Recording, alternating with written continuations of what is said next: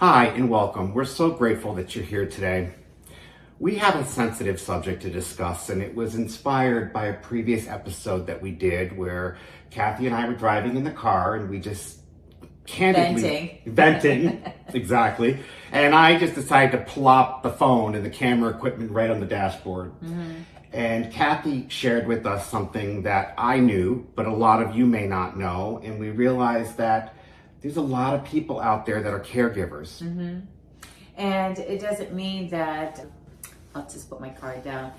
It doesn't mean that it's every single day that you're taking care of somebody, but I think we all have somebody in our life that needs help. And either way, we have caregivers who still have to be very part of the caregiving process. Yes. And what advice would you have for people who feel like you're taking care of two people? Without getting into specifics, that's overwhelming. It's exhausting. Yeah. It's emotionally and physically exhausting. My dad did pass during November, during Thanksgiving week. And that was a very trying time, but we all go through different things. That particular situation, I actually was in a car accident that week too. It's not just the death and the illness and being in a car accident. There's so many things that happen in your everyday life, and then to have a death happen is very upsetting. But as far as caregiving, there's a lot to it.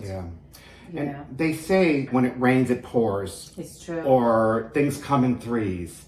And in your case, it was your dad passed away, and then you were in a car accident. And then you're probably thinking, what's next? I know. Then I was in another car accident. Yes, another one, and another. No, I'm kidding. I know. It's just, you can't make this stuff up. I say that all the time too. But I think in life, as we grow older, you think your life is just going to get easier. But life never does get easier. No, it doesn't. And then you end up taking care of not just your life and your family's life, but then you have your relatives that are getting older or sick, and you have to care for them and prepare for their futures.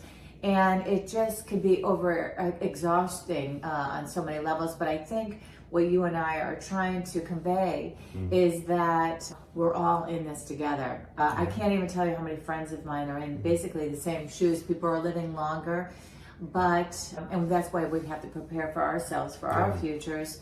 But I think that we have to learn compassion. We have to learn patience. And a lot of these things we don't have along the way while we're dealing with these situations. I used to say, oh God, why me? And now I say, God, what do I need to learn from this situation?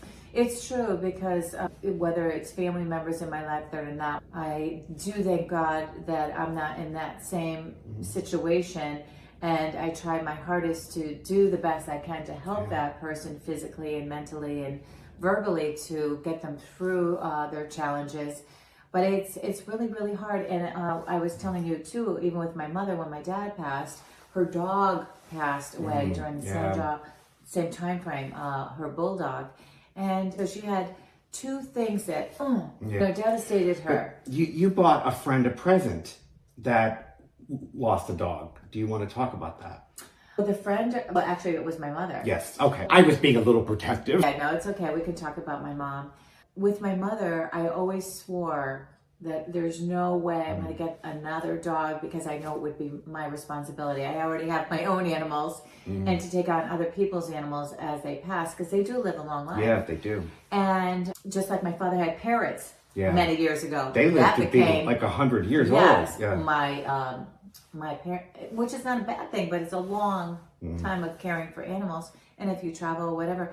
But the thing is with my mother, we actually, I actually took while my dad was alive, I took the two of them together to the pet store, and then we finally came to a conclusion of what little puppy that they wanted. It was a little Shih Tzu. And it was half Shih Tzu, half poodle. And a very sweet dog. And my father wanted this white poodle, and my mother wanted this black Shih Tzu. And I'm like, oh, there's a black and white one right there. That's the one we're getting right now. They compromised. They compromised, because I got rid of the two that they chose, and because they both wanted these particular colors. And So we'll just mix the two together. I mean, that's what they wanted. But in the end, I complained about getting this animal because I thought, oh my God, I have another animal coming my way. But in the end, I have to say, when my dad passed, this dog has become my mother's savior on so many levels. And this dog sleeps on her lap, always on her lap. It's like her child. And I have to say, people need something to love. You need that companion. Even though when they're old, you can't dismiss a person when they're old. Oh, you don't need that. You don't need a new outfit. You don't need a new car. You don't need a dog. You're old. You're going to die. You get nothing. Yeah. And that's what I think a lot of people do to their poor parents, because even on some situations, I've done certain silly things. You can't. You have to realize that they're here and they're alive and they want to enjoy life. My father he found a car. It was a vintage, a restored 1946 or 45, the year he was born, Ford, and it was gorgeous. It was like brand new, mint condition, and he said he was going to buy it. And I said, do whatever you need to buy that car. I don't care. Withdraw the money from your 401k. I don't care what you need to do to get that car. And I actually thought he was serious about it, but he was joking. And I felt like that could have been one of the best things he could have done, because I'm like, you're 78 years old. Yeah. Enjoy your life. Well, we don't want people to be taking money out of their 401k. No, but yes, I know. But I do think that we get to a point in life, like, we do need to save in things. But like you said, enjoy your life. Well, if you I know really he has wanted it. that car and he has the money, if he has the money, then he could do it. But why deprive yourself at this point? I mean, my grandmother, even her, she put everything in plastic baggies for one day. All these clothes ranging from size 4 up to 16. Why? Yeah. You never got to wear any of these beautiful outfits that you were saving. But she always was always saying for a rainy day down the road, or I shouldn't say a rainy day, but a beautiful occasion to go to. But every day you should celebrate. Every day. Because even myself, when I was into that accident, you never know. You don't know. Because I'm preparing for all my elderly around me, and I was the one in the accident. Yeah. You don't know. So I get it. Well, I guess in conclusion, I'd like to leave you with some bullet points that would help you if you're dealing with this situation or preparing to deal with this situation. Number one is take time for yourself. Absolutely. Because what good are you if you're stressed or not able to focus on what others needs?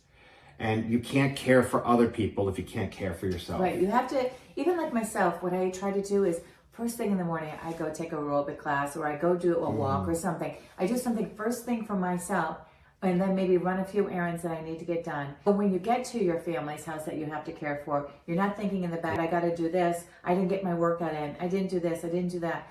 Just try to do all that first thing in the morning, and then take care of peacefully and happily with that person. And the last piece of advice we have for you is don't be afraid to ask for help. Don't be afraid to reach out to that neighbor or a friend you haven't spoken to in a long time and say, I need you. Yeah, because everybody, you'd be surprised, are willing to help, or if they've been in that position before, and they get it. They know what to do, or want to help in some sort of way. Yes. So. Well, thank you for sharing this, Cathy. I think the world of you. Oh, I think the world of you too. We think the world of all of you. Yes. And we're just trying to give you a helping hand, because we're all in this together. We all have the same, nobody has it perfect out there.